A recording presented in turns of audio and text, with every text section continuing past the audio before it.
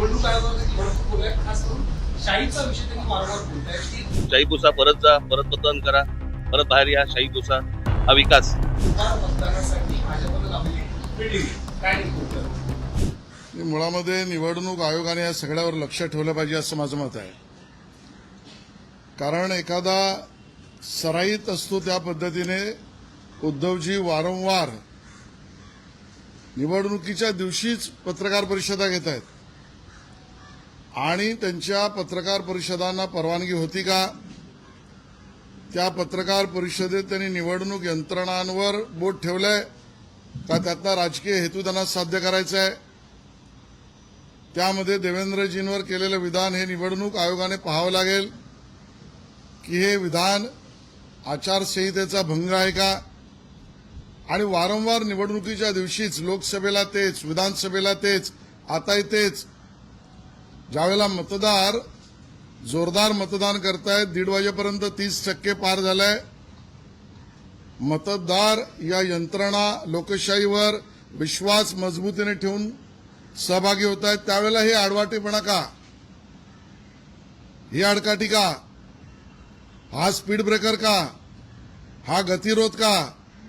उद्धव ठाकरे यांची पत्रकार परिषद आणि त्यांनी केलेले आरोप हे निवडणूक यंत्रणा, निवडणुकीत सहभागी होणारे अधिकारी, मतदार यांना गतिरोध आहे का? याला स्पीड ब्रेकर आहे का? त्याच्या मागचा हेतू काय? ते प्रेस का घेतायत? निवडणूक आयोगाने याच्यावर लक्ष ठेवलं पाहिजे आणि वारंवार करतायत. आणि हा झाला पहिला मुद्दा. आणि आता त्यांनी हे बोलल्यामुळेच आम्हाला बोलायला लागतंय. त्यांनी निवडणूक यंत्रणांना तक्रार केलेली समोर आलेली नाही अजून तरी. ते थेट वार्ताहर परिषद घेत आहेत हेही समजू शकलो असतो. अजून तरी त्यांनी यंत्रणांकडे लेखी तक्रार केली आहे, ईमेल केलाय, काही समाज माध्यमांवर पाठवलं आणि मग त्याचं उत्तर नाही आलं, मग पत्रकार परिषद घेतली आहे, वार्ताहर परिषद घेतली आहे. नाही, महाप्रचाराचा भाग आहे का? आणि आज आम्हाला पत्रकार परिषदेत उत्तर द्यावं लागतं. याचं कारण यातला हेतू आरोप आमच्यावर होतोय. देवेंद्रजींचं नाव घेतलं जात आहे आणि म्हणून मी आज या ठिकाणी बोलतोय. अन्यथा माझ्याही बोलण्याची गरज नव्हती. मुळामध्ये ते जे काय पत्रकार परिषदेत म्हणाले यात सर्वस्वी असत्य आहे. आणि मी तुम्हाला सांगतो कसं कसं. पहिल्यांदा यांनी आरोप केला दोन्ही ठाकरे बंधूंनी की मतचोरी झाली. मग मतचोरीवरून मतदार यादीतल्या नावात चोरी झाली. मग मतदार यादीतल्या नावातल्या चोरीनंतर मतदार नोंदण्याच्या असलेल्या एजन्सीनी, कंपन्या यामध्ये चोरी झाली. तेवढ्यावर थांबले नाही. मग दुबार मतदारी चोरी झाली, हा आरोप केला. तेवढ्यावर थांबले नाहीत. मग मतदान यंत्रात चोरी हे सांगितलं. तेवढ्यावर थांबले नाहीत. मग त्या ठिकाणी मतदान केंद्र निवड प्रक्रियेमध्ये चोरी आहे सांगितलं. मग तेवढ्यावर थांबले नाहीत. मतदार प्रक्रियेतल्या अधिकाऱ्यांच्या निवडीमध्ये चोरी आहे सांगितलं. मग तेवढ्यावर थांबले नाहीत. प्रचार करण्याच्या नियमावलीमध्ये चोरी आहे असं सांगितलं. मग तेवढ्यावरही थांबले नाहीत. मग पाडू या यंत्रात चोरी आहे सांगितलं. मग तेवढ्यावर थांबले नाहीत. आता शाईवर चोरी आहे सांगितलं. अहो बाबांनो, या एवढ्या चोऱ्या नाहीत. हा त्यांच्या बुद्धीत हेराफेरी आहे. मी थेट सांगतोय, हा त्यांच्या बुद्धीतील हेराफेरीचा प्रकार आहे. यांच्या राजकीय मेंदूमध्ये केमिकल लोचा झालाय आणि तो राजकीय मेंदूतला केमिकल लोचा या वेगवेगळ्या प्रकाराने चोरी चोरी चोरी चोरी. अहो तुमच्या बुद्धीतील हेराफेरी आहे, चोरी नाही. आणि म्हणून मतदार 30% त्याच्यावर 1:30 वाजेपर्यंत, आता वाजलेत 3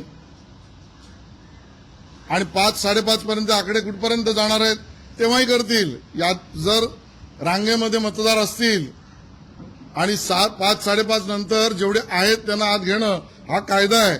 आत्ताच सांगतो, त्यांना घेतलं की त्यातही चोरी. म्हणून सांगतो की या दोन्ही ठाकरे बंधूंच्या पक्षाचे सल्लागार सडके आणि दोन्ही ठाकरे रडके, ही स्थिती आहे. आणि रडायचंच असेल तर लढता कशाला? आणि मुंबईकरांना आणि राज्यातील नागरिकांना आमचं नम्र निवेदन आहे, लोकशाहीच्या महोत्सवात सहभागी व्हा,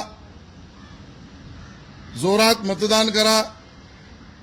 या लोकांचा लोकशाही आणि लोकशाही यंत्रणा याच्यावर बिलकुल भरोसा दिसत नाही, विशेषतः ठाकरे बंधूंच्या पक्षाचा. आणि म्हणून मतदारांनी लोकशाही वाचवण्यासाठी मोठ्या प्रमाणात मतदान करा, लोकशाही यंत्रणांवर विश्वास ठेवण्यासाठी जोरदार मतदान करा. हा आमचा आग्रह आहे, ही आमची विनंती आहे. आता राहिला विषय शाहीचा. प्रथम तर ज्याने शाही पुसण्याचा प्रकार व्हिडिओ केला किंवा माध्यमांसमोर आणला त्याला शाही पुसाविषयी का वाटली, आमचा सवाल आहे. ज्या व्यक्तींनी शाही पुसण्याचा प्रकार केला त्याचा हेतू काय, त्याच्या बोटावर ती शाही पुसण्याआधी तेल लावलं होतं का, ग्रीस लावलं होतं का, काही केमिकल लावलं होतं का, चौकशी झाली पाहिजे. बरं, शाही पुसायची का होती? ज्याने शाही ठेवली त्याची सुकली. मी आमच्या माध्यमांच्या प्रतिनिधीचं समजू शकतो की त्यांना इन्व्हेस्टिगेटिव्ह जर्नलिझम करायचं असतं, पण ज्या लोकांनी ज्या व्यक्तींनी शाही पुसली त्यांचा हेतू गुन्हेगारीचा होता, माझा आरोप आहे. आणि ज्याने शाही पुसण्याचं काम केलंय निवडणूक आयोगाने त्याच्यावर गुन्हा रजिस्टर केला पाहिजे. ते निवडणूक यंत्रणांच्या प्रक्रियेचे गुन्हेगार आहेत. आणि ते गुन्हे काय आहेत तर त्यांना शाही पुसून बोगस मतदान करायचं होतं, आमचा आरोप आहे. जी मंडळी परत दुबार बोगस मतदार करू इच्छितात होती त्यांनी शाही पुसण्याचा प्रकार केलाय, त्यांचा हेतू गुन्हेगारीचा आहे, त्यांच्यावर गुन्हा रजिस्टर झाला पाहिजे, निवडणूक आयोगाला आमचं म्हणणं आहे. आणि ठाकरे बंधूंना सवाल आहे, तुमच्या बोटाची शाही गेली का? दाखवा ना. ठाकरे बंधूंच्या बोटाची शाही जात नाही आणि त्यांच्या बगलबच्च्यांची शाही जाते. असं तेल तुम्ही रशियावरून आणलंय की इराणवरून आणलंय? कुठून आणलंय की जिथे तेल लावता आणि मग शाही काढायला लावता बगलबच्च्यांना? 30% वर मतदार मतदान करतोय आणि तुमच्या बोटावरची शाही जाते. आणि म्हणून ज्यांनी शाही पुसली त्यांच्यावर गुन्हा, कारण ते बोगस मतदान करू पाहत होते. आणि ठाकरे बंधूंनी तुमची शाही का नाही गेली याचं उत्तर द्यावं. नाही, मुळात प्रश्न आहे, ज्यांना वाटतं ना शाहीवर लोचा आहे त्यांनी निवडणूक आयोगाला तक्रार केली आहे का? अहो, या देशामध्ये या व्यवस्थांमध्ये पूर्ण प्रक्रियेची पावलं आहेत, टप्पे आहेत. ज्याला वाटत होतं शाही त्याने तक्रार केली का? त्याने डायरेक्ट शाही पुसली पण तक्रार केली नाही, हा गुन्हा नाहीये? आणि त्याच्यावर कथानक रचण्याचा प्रयत्न, मी कालही म्हटलं, हे राजकीय नाटकातले एका अर्थाने आपण त्याला म्हणू कलाकार, नटसम्राट, हे दोन्ही बंधू राजकीय नटसम्राट आहेत. त्यांनी याच्यावर कथानक रचलं की शाही आणि बोगस. पहिलं शाही पुसणाऱ्याने तक्रार केली नाही, ती पुसली ही दुबार आणि बोगस मतदानासाठी केली आहे, त्यावर तक्रार करावी. यापुढे जो शाही पुसेल त्याच्यावर तक्रार करावी, गुन्हा घ्यावा. मी आधी सुचलं नाही का? आधी व्हीव्हीपॅट होतं त्याला विरोध, अगोदर व्हीव्हीपॅटची व्यवस्था होती त्याला विरोध करणारे तुम्हीच. अहो, रडण्याचे धंदे बंद करा, आडनाव बदलावं लागेल तुम्हाला. रडके म्हणतील लोक तुम्हाला आता. व त्यांची शाही का नाही पुसली गेली हा माझा प्रश्न आहे. उद्धवजी ठाकरे, राज ठाकरेजी, तुमची बोटावरची शाही ही का पुसली गेली नाही? त्यांचं म्हणणं आहे की मी पण पुसून बघणार आहे ती शाही. हा, मग पुसा आणि मग या आणि मग तक्रार पहिली करा. हवेत गोळीबार करू नका. थांबत नाही. ते मी तुम्हाला सांगितलं ना, गतिरोध आहे.